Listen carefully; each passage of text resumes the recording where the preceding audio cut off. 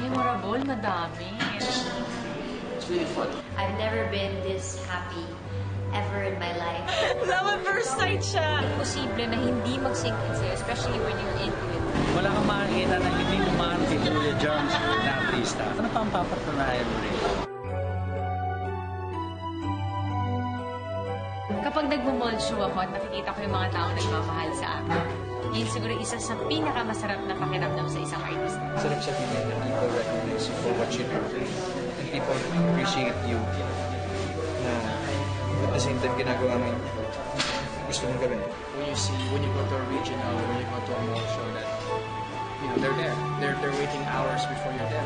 That's love, I think. You know? That's love for someone that they don't even have a connection just from a TV. So that's something powerful, I think. New supporters, new admin. So nakakagulat na merong biglang nagtiwala sa akin. Ang suporta ng mga fans ko, dahil sa GMA kung bakit ako nagkaroon ng maraming nagmamahal sa akin, mas maraming sumuporta sa akin, and it means a lot. Sa mga gusto pang mag-grow ako as an artist, super thankful talaga for giving me beautiful roles.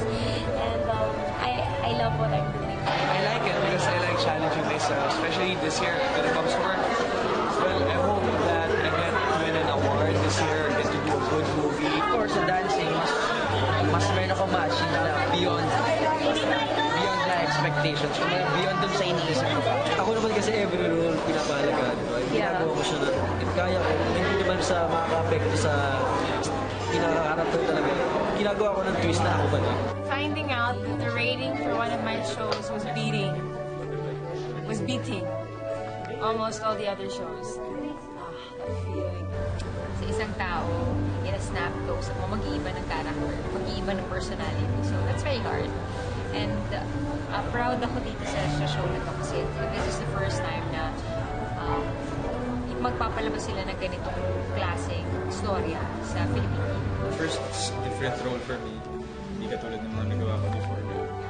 Puro underdog, puro laging kahirapan, laging kawawa, laging umiiyak. This time, siya ako sa very light character. Nandun ako sa gitna ng bawal ang acting na bata at bawal ang sobrang matured. So nasa gitna ako nun. Pag bata-bata, like Marimar, Jezebel. So pag matured, like Temptation, medyo pa-matured. So ito nasa gitna ako nun. So ang hirap din i-balance. Pero hanggang sa nagtatagal ang TV, syempre nagagamay na din. More than 60 na naging TV shows ko. So lahat nakakatapat ko na. Miskin yung mga kakampi kong tao, nakatapat ko na. Yun ang pinakamatindi mangyayari sa isa TV. Kami, magkakabarkada, nagkakatapatan. Wala na yan, trabaho lang lahat yan. Ang dami ko nang nakita nag-growing dito sa Startalk. Like, nag-umpisa sa Startalk, binatang dalaga, then they end up together, magkakaroon ng anak, parang anak na rin namin, parang apo na rin namin. Siyempre si Kuya Jams ang pioneer dito sa GMA Kapuso Network. I've been very loyal dahil kahit na yung mga panahon na alam natin na kung paano nagsimula ang GMA.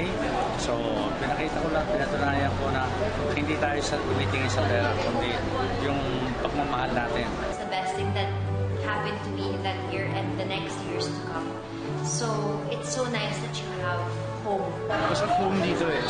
Parang mas iba yung relationship ng mga people, ng mga bosses and ng mga production people sa artists. And it's really something I'm thankful for. Nakakatuwa kasi ang bilis ng panahon talaga. Sana hindi kayo magsawa and we're just getting started. Sana along the way hanggang sa dulo, makabot na natin. Sana nandiyan pa rin kayo.